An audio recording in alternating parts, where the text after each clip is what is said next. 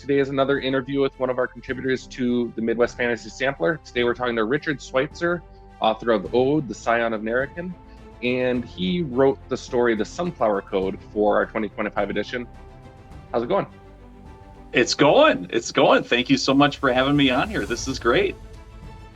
Awesome. So you're the only author in this anthology who has one book rather than a series, but yours is going to be a series. What made you make that decision to turn what was a standalone novel into a series?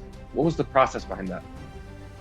Well, the process was I wanted to write a standalone, just because I wasn't sure if I could pull off 3 books. This was my first book. Well, technically, this is actually the second book that I've written, the first one that I've published. I do have another book that's been sitting on my computer for years.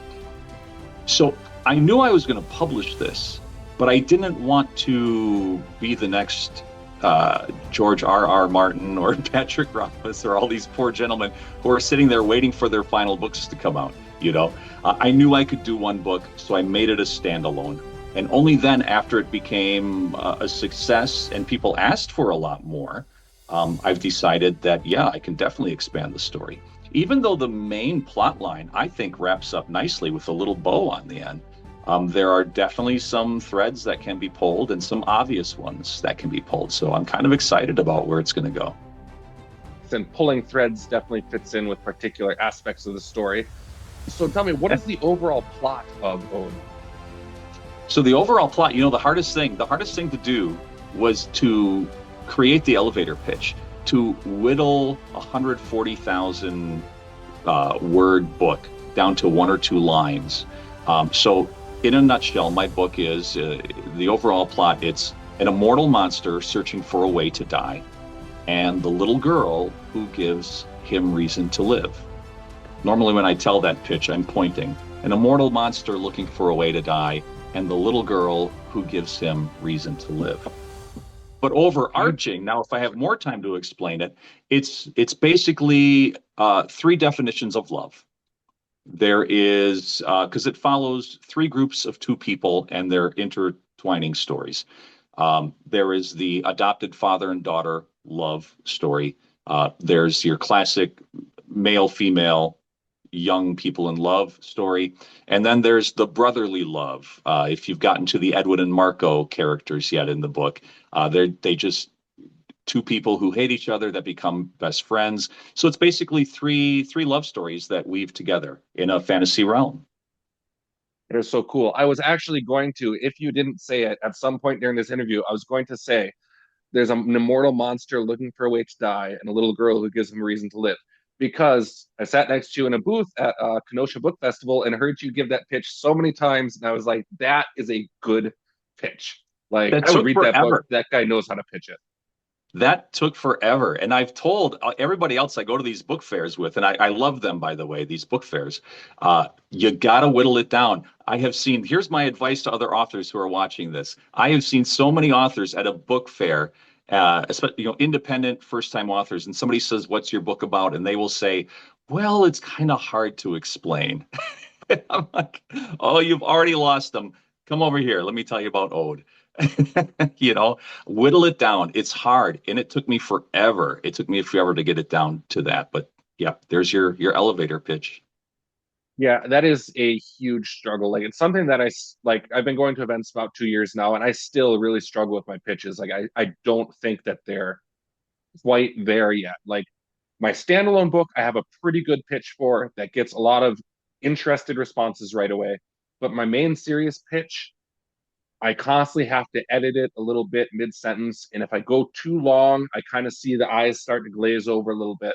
And it's like you can figure out where the people lose interest, what the breaking points are. And it's almost like a science to whittle it down to those couple simple phrases.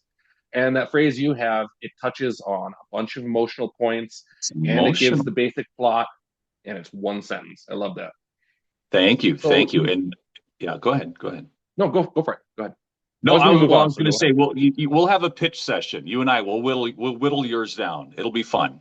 And I'm so glad that you mentioned the Kenosha Book Fair, because I've talked to so many other independent authors, especially in the fantasy realm, and that place has become the Mecca. And I don't want to turn this into a commercial for somebody else, but oh my goodness, what's the gentleman's name down there? Is it Donovan? Donovan, who runs this Shearer, thing, that Donovan Shearer. Donovan Share, it's turned into like this Mecca for independent authors in the Midwest, and everybody needs to go to Kenosha at least once. They got to do it. It is lovely, and he is just the nicest guy. And it's Yeah. such a cool little shop he's got down there. You enter the shop, and there is not a wasted inch. I'm pretty sure he's breaking the no two objects can occupy the same physical space law because it's just floor to ceiling, all these indie books, and yeah, Yes. totally And worth he visiting. truly, it's just for independent authors like you and I. And just yeah, look him up online. Studio Moonfall. It's a fantastic little store. Yeah. So if people look up your work, one of the first things they're going to notice is that you've entered into and won or placed in a number of different writing awards and stuff. Has that been very helpful for you as far as like marketing, pitching, selling the book? Do you think that that's made much of an impression on how you're able to share it? I think it has actually, especially in person. Last year I did what I call the circuit. Last year the book was still fresh, and I gave up every weekend, and that's how I got to meet you actually. I gave up every weekend, and I went to every bookstore and book fair that would have me. Traveled a lot, and I noticed that over that time, not only had I perfected my pitch, but over the months, the awards started coming in, and I would add them to a sheet. We would have like posters like this behind me, Mhm. and I had some there, and I would start adding these little awards that it would get. Yeah, even if they've never heard of the Kirkus Star, which was the one that shot. That was the first one I got, which really blew my mind. Um, Once I started adding those awards, it really drew people in. I guess really people are interested in that. It adds a little legitimacy to the book because we are unknown. We're unknown, untested authors. So Yeah, and that's a tough thing about being an indie published author is there's not as much of a barrier to entry. And so yeah. people are very naturally going to be a bit more leery of indie published work. Like there is a ton of fantastic high quality indie publishing out there, but there is no barrier. Anybody can do it. And Mhm. somebody could just pay an author to make them a very nice cover to put on an absolutely garbage book. And audiences know that. So to be able to Yes. have something and say, look, this has been vetted by these reviewers, these people who are looking at a number of different entries and who selected this work's quality, that does seem to me like it would be a very valuable thing to be able to show as far as like, look, I am vetted. I'm not just pitching you this first Right. draft that I threw up online. I'm bringing something that others have looked through and poured over. So that's cool. I'm glad to know that it seems to be working for you because Yeah. it struck me as being very worthwhile. Yeah. Yeah. No, I was delighted with the response. Yeah. It was, like I said, added a little legitimacy to it because I'm not a household name. Mm-hmm. Yeah. So I recognize Olin, of course, in this short story you sent, The Sunflower Code. How long after the main book does this story take place? And kind of like how does it tie back without giving any spoilers for the first book? Yeah.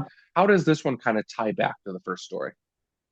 Yeah, it's about 3 years later, and there are reasons why I had that jump, which will become more obvious later. I guess maybe I should point out is that so my story that I submitted for this book is not necessarily a true short story standalone because I'm a lazy writer and I agree to things way too easily. And when you asked me to submit a short story, I was elated and I loved the idea. And then I didn't have one. So instead, I submitted chapter one of the sequel. so, so the story that you have is actually leading into the next book. So I'm kind of considering it a preview of Ode 2. So it's a 3 year jump.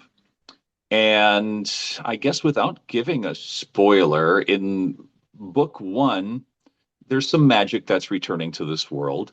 And this young girl discovers she has a little bit of magic. And then we find out right away in book two, as a little bit of a surprise here, that her magic has grown.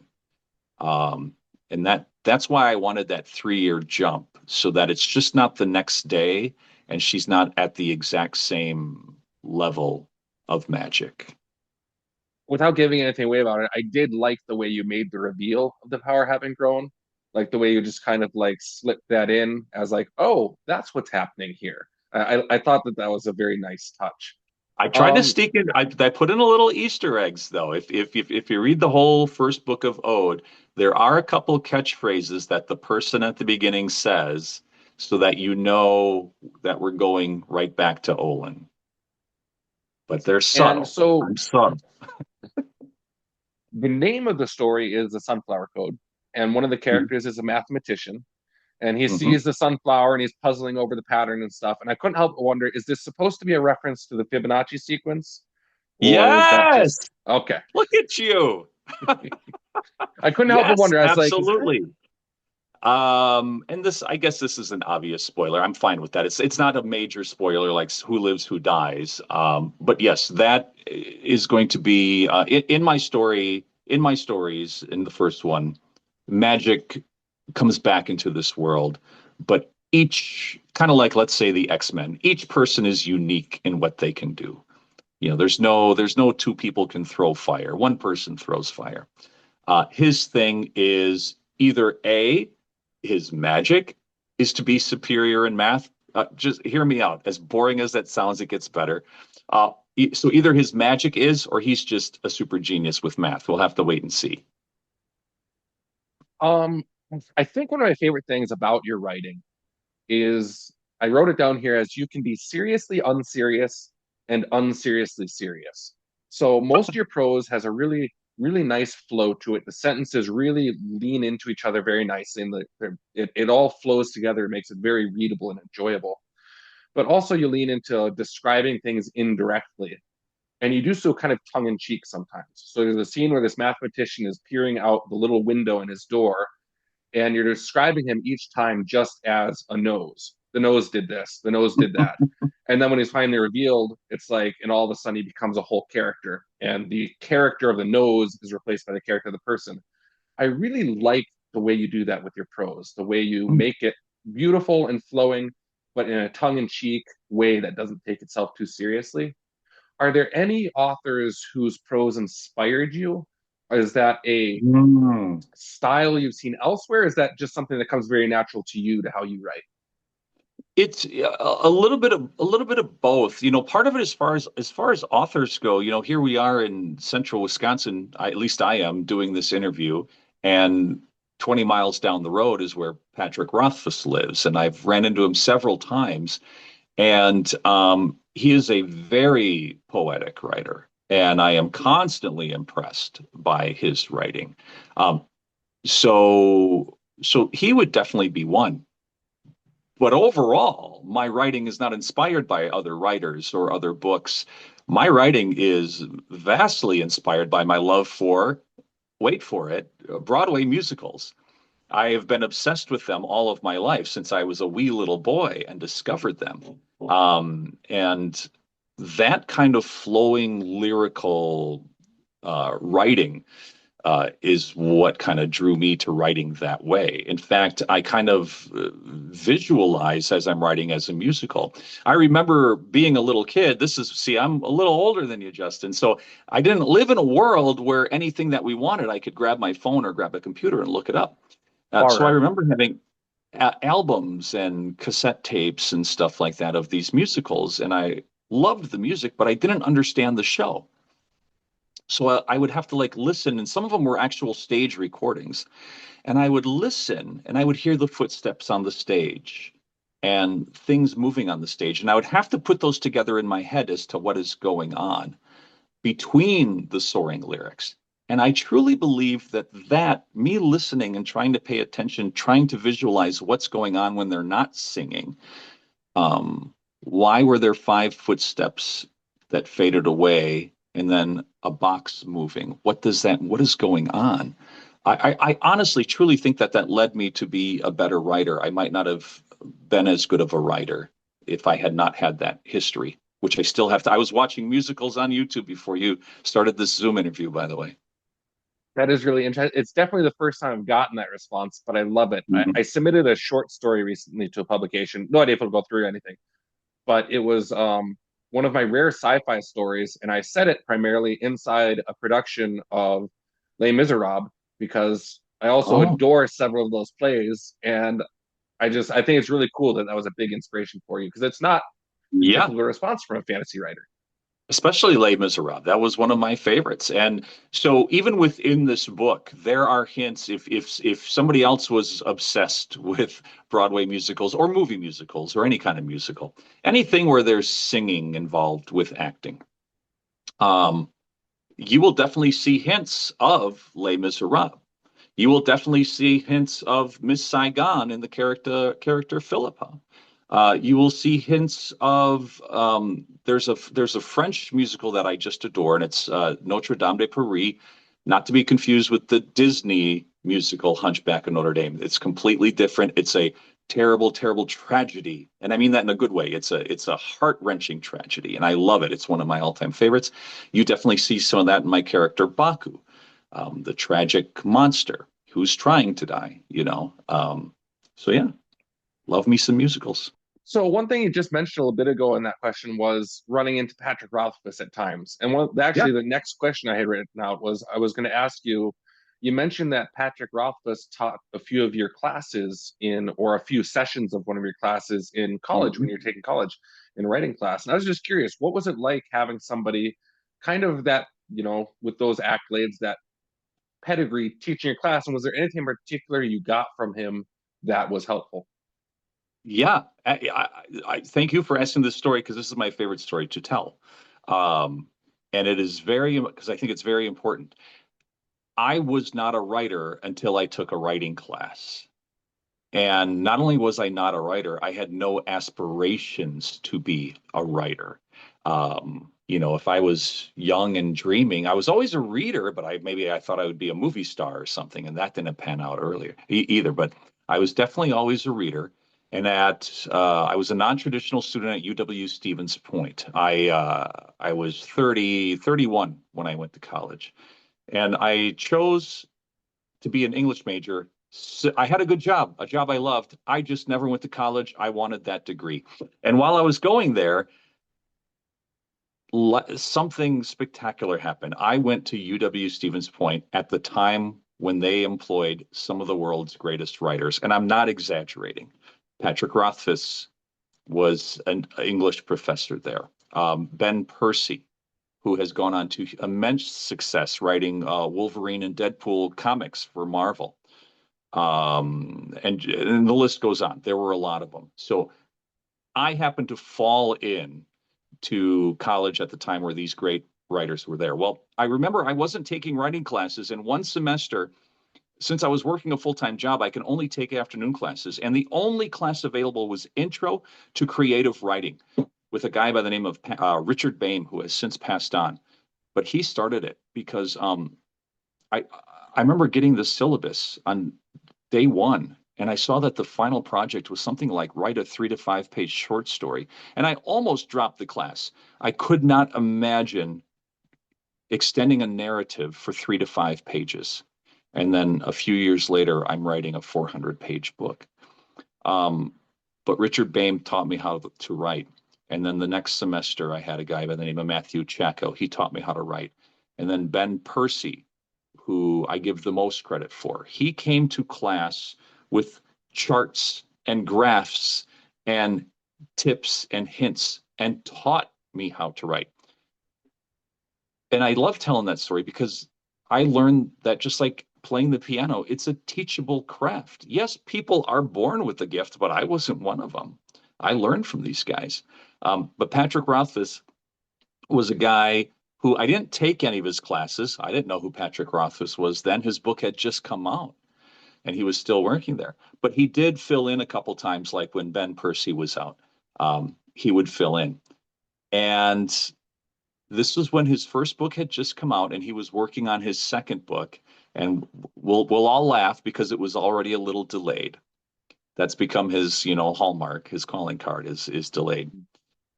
And he talked about why his second book was delayed and how his publisher wants it now. And he said he doesn't, he says he would never release it early because you can only release it once. Once you release, yes, a book will never be 100% perfect. It'll never be 100% done as far as like the author goes. I'm sure I feel that way about my books. I'm sure you feel that way about your books. But there is a point where you can release it. But he said you can only release it once.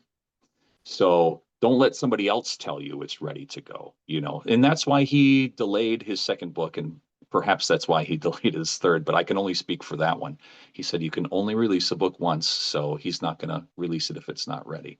And I thought about that a lot actually when I was writing my book. Um, because again, I don't know if you were the same way, but once I got over halfway and definitely got over three-quarters of the way in writing my book, you get this giddy feeling like I can't wait to get it out there. But it needs edits, you know? It needs edits. Um, I fought that off as long as possible. And that's why my book that's out right now is already version 2. It's this, you know, second edition because I got it out there. I thought I had edited it and it was just full of mistakes. So I reached out to an editor and they actually cleaned it up for me. But yeah, you can only release a book once.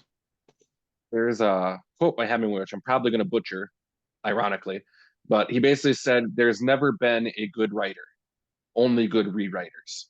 Sure. And there's some truth to that, you know, like some authors do get away without too heavy-handed of editing. I think C.S. Lewis is one of them who kind of like leaned very much into just doing one draft. But I think it shows sometimes, and it's like I'm a huge C.S. Lewis fan, but honestly, I think that shows sometimes in some of the rougher portions.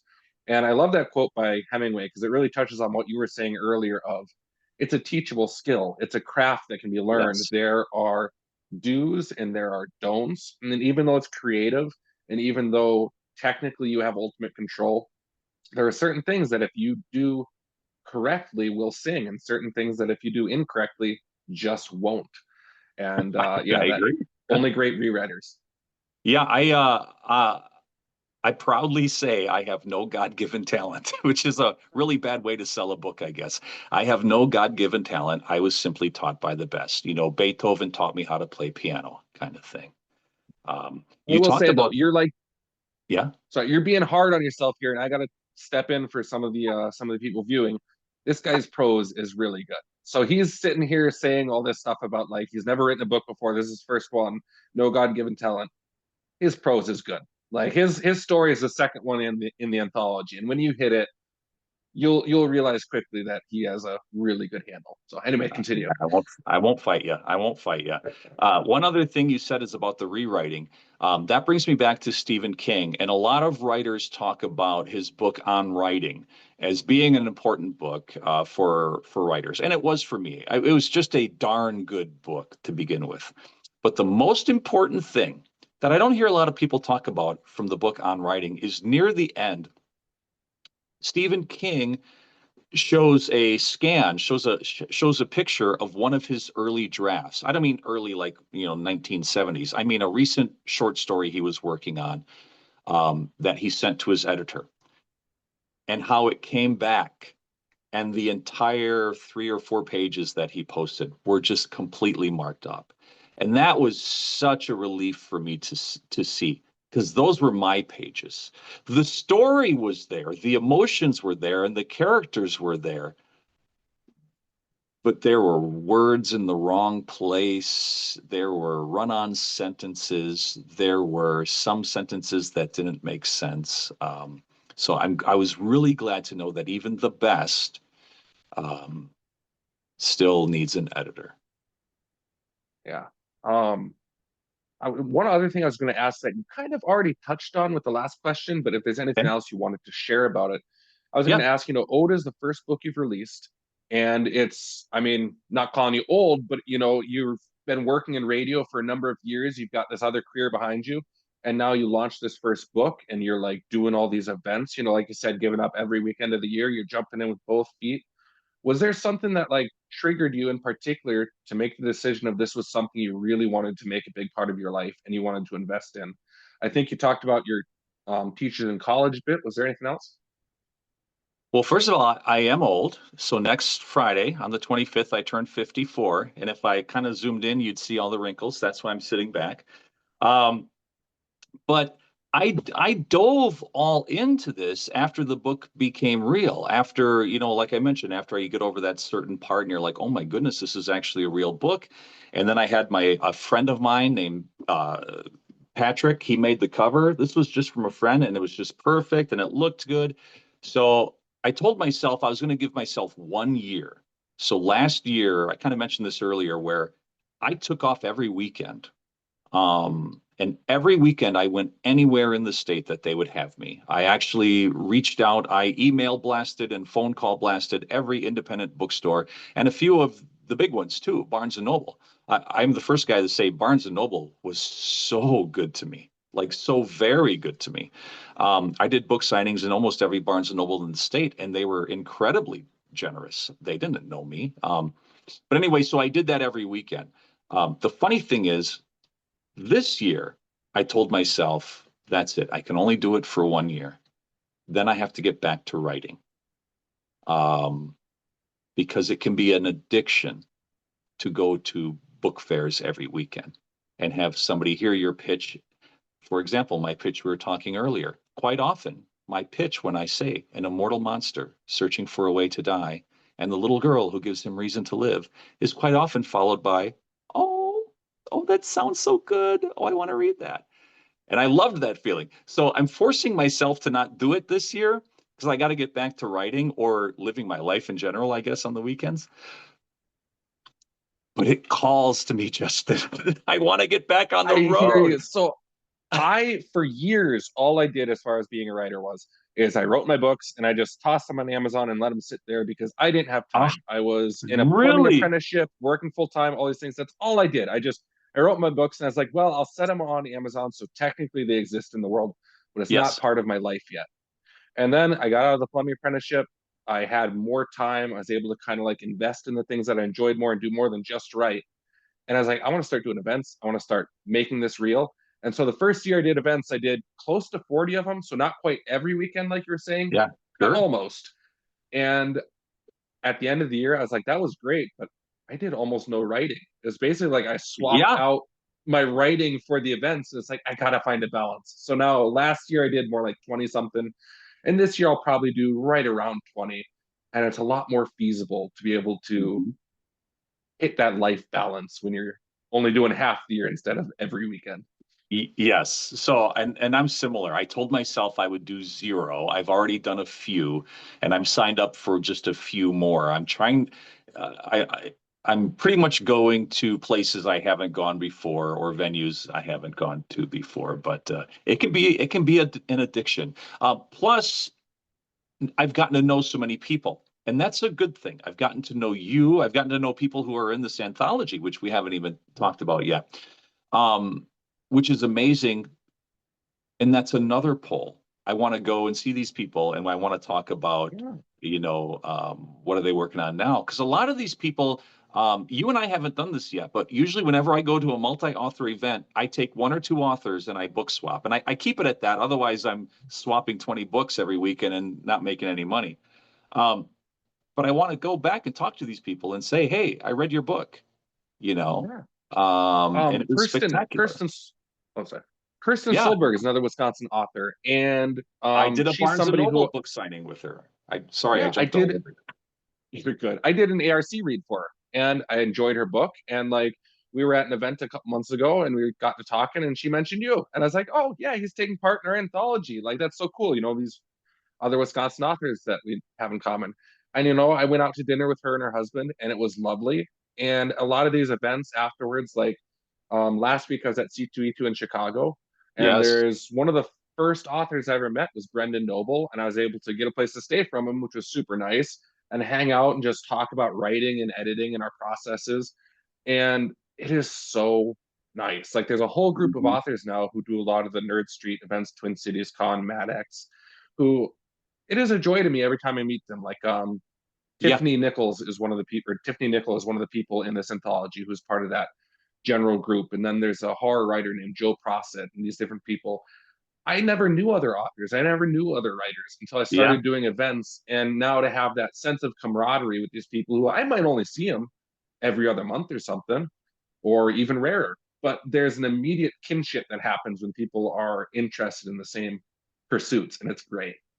Yes, I also like it legitimizes you as a writer. Now that you have other writer friends and you can talk about the things that you've been through and you get pointers, and that's another big thing is pointers. Um, Yeah. Things to do. I've had so many other authors say, what did you do for this? What did you do for that? Who do you publish through? What promotions have you tried? So, mhm. Yeah, absolutely. So the last project that I completed was an audio drama, which I'd Yeah, wanted to do since I was about 6 years old. I didn't know how to make an audio drama. I write, I know how to write. I don't know how to make an audio drama. But going to all these events, I met people from the company Sound Booth Theater, who are a bunch of voice actors and producers who make audio dramas. I was able to ask questions like, okay, where would I go to look for talent? What's a fair rate where I'm not ripping these people off, but I'm also not getting ripped off? And I was able to get so much info from them, other people I've spoken to at different events who told me like where and resources for this stuff. So helpful. I would have never been able to do that project if I didn't just get like the little nuggets of information that gave me enough to know how to take another step. And it was so yes. cool. But I love that you call it an audio drama because I'm familiar with are you talking about The Fall of Ingwe? Is that Yeah, yep. yes? Because for folks that might be just discovering you and it's not just an audio book.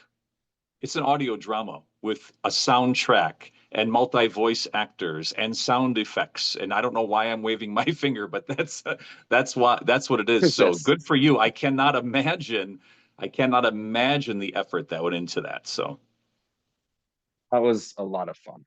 yeah, good. Um, so moving a little sideways, a little change of topic. The next question I had was, what do you consider the strongest element of your writing? And I think we talked about this a little bit just before the interview started, but like, what do you go, this is what stands out in my writing. This is what would make people enjoy Ode. Well, what I know now and what I thought it was going to be. I thought it was going to be the emotion. And I don't, even though my book has gotten good reviews and people have told me nice things about it, not one person has cried. And I cry when I read it because I still will reread passages, especially when I'm writing like the next book. I'll have to go back and review something. Nobody has cried, so maybe it's not the emotion, but That's that's what's that? terrible. I am that's terrible. So Because by the way, like that's my enough to book make an is author cry. it is because my book is a little heavy at times. It is a little heavy. Again, I told you that I love classic tragedies like Miss Saigon and Les Mis and Notre Dame de Paris.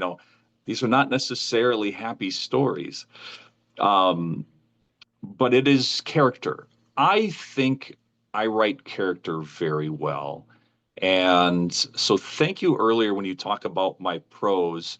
My I work on my prose. I work to make it lyrical, but I do think the characterization comes very naturally.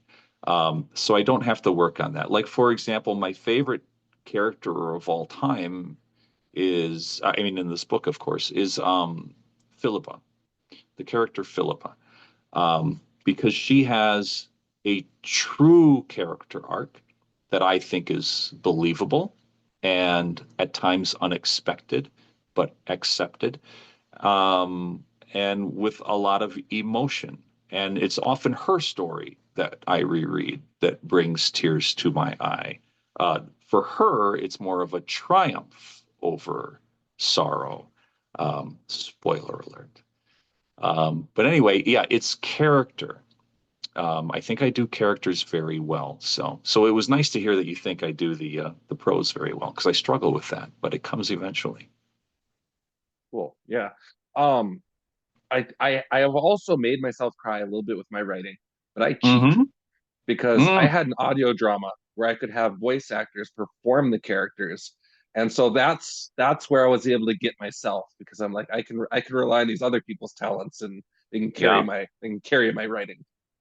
Yeah, and Um and I'm serious when I say it bothers me that people say they don't cry. Not bothers me isn't the right word, but it makes me think that I must not have conveyed the emotion I intended with that passage.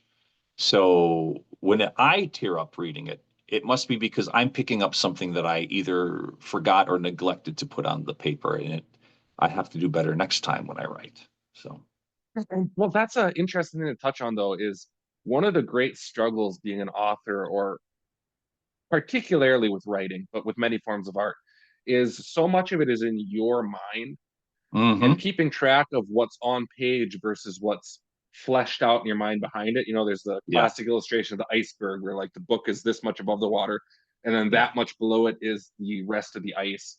And as the author, you're having the impact of the full iceberg. Whereas for the reader, they only see that portion, and figuring out the key moments to include there and sure. remembering what there is that the reader's actually seen that feeds into it, rather than relying on just what that's feeding into it. It's one of the great mysteries of creating a story. And Right. And yeah, and I have a similar but different problem with that is if I early if I before I write the story, if I flesh out the character, which I don't always do, by the way. There's plotters and pantsers, although I hate the word pantser. I prefer discovery writer. It sounds so much more way more exciting. professional. Yes, I'm not a pantser. I'm discovering. I am a bit more of a discovery writer, but sometimes I will flesh out a character a little bit. So when I am carrying this bottom of the iceberg, it is hard for me to just not vomit that all out in one paragraph. Here's this character. Here's what she went through before here. Here's all this stuff. I'm like, it is hard to let all that stuff seep out slowly. Yeah. So the question I've been ending each of these interviews on has been, was there a story or book that inspired you to be an author, or that you read and said, I want to be able to do this? I think I mentioned this question beforehand, and you said, well, not quite specifically, but I'll edit the question then a little bit. Is there a particular short story or novel or something that has meant a lot to you in your life that you just really enjoyed? Or if you Oof. wanted to go with a musical theater production, that works too. Yeah, because that's pretty much what it's going to be. I have always been a reader, but I have never been inspired to write until I started writing. I mean, I grew up at a very young age. I was a reader. I was a very strong reader. Um, I was the, third, fourth, fifth grade kid spending, lunch hour in the library reading books. And when people ask me like what I read as a child, I would say, I don't know. They were these nameless, faceless authors of these easily forgotten books, but I loved them. I would just pick them off the shelves and read them, and I don't remember what they were. Often adventures. Um, so I can't think of anything off the top of my head that inspired me to write outside of my love of musicals. And again, not just my love of them, but the fact that I couldn't see them instantly like I can now. If like well, what's Hamilton's already 10 years old, but let's say that was new. I could just go to Disney Plus and watch it. I don't have to fly to New York or wait for it to go on tour. But as a child, again, I would have a recording, sometimes just the cast album, but sometimes I would get access to these live recordings, but it's just audio. And that kind of inspired me to write out the story. So again, yeah, my book is definitely influenced by my love of Broadway musicals. There are elements from almost every show I've ever loved in there, like maybe a scene or something, or mostly an emotion, I guess, that they carried. So yeah. That's cool. Well, Yeah. thank you for coming on. Thank you for sharing your journey as a writer and talking about your work. Thank you Um, for doing Again, this. this Yeah. is The Sunflower Code, which is tied to his novel Ode, the Scion of Narracan, and it is going to be available in the Midwest Fantasy Sampler. And yeah, thank you for taking part. I've enjoyed the conversation, and I know you say that nobody's ever cried reading your novel. I haven't read the whole thing yet, but from what I know of it, I find it hard to believe nobody ever has. Maybe they just haven't told you yet. So if You any might of be you the guys first. read this book, make sure to message him on Facebook or something. Tell him, hey, Rich, I read your book. It was great. I laughed. I cried. It moved me. Yes. These are all the marks where you're supposed to cry. Oh, there you go. Cheat sheet. Freeze frame right there. All right. You have a great evening, Rich. Yep. Thank you, Justin.